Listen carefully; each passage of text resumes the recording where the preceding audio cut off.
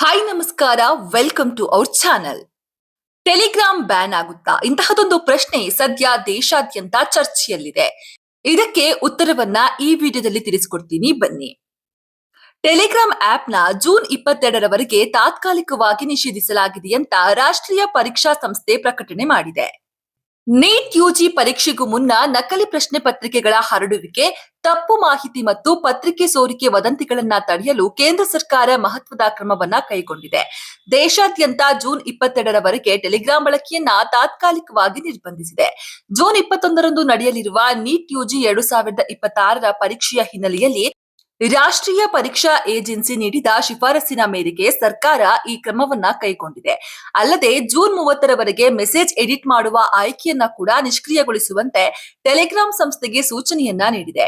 ರಾಷ್ಟ್ರೀಯ ಪರೀಕ್ಷಾ ಸಂಸ್ಥೆಯ ಶಿಫಾರಸಿನ ಮೇರೆಗೆ ಮಾಹಿತಿ ತಂತ್ರಜ್ಞಾನ ಕಾಯ್ದೆ 2020ರ ಸೆಕ್ಷನ್ 69A ಅಡಿಯಲ್ಲಿ ಟೆಲಿಗ್ರಾಂಗೆ ತಾತ್ಕಾಲಿಕ ನಿರ್ಬಂಧವನ್ನ ಹೇರಲಾಗಿದೆ. ಹಾಗಾಗಿ ವೀಕ್ಷಕರೇ, ಟೆಲಿಗ್ರಾಂ ಬ್ಯಾನ್ ಆಗುತ್ತೆ ಅನ್ನೋ ಚಿಂತೆ ಬೇಡ. ಕೇವಲ ಜೂನ್ 22ರವರೆಗೆ ಮಾತ್ರ ಟೆಲಿಗ್ರಾಂ ಬಳಕೆಯನ್ನ ತಾತ್ಕಾಲಿಕವಾಗಿ ನಿರ್ಬಂಧ ಮಾಡಲಾಗಿದೆ.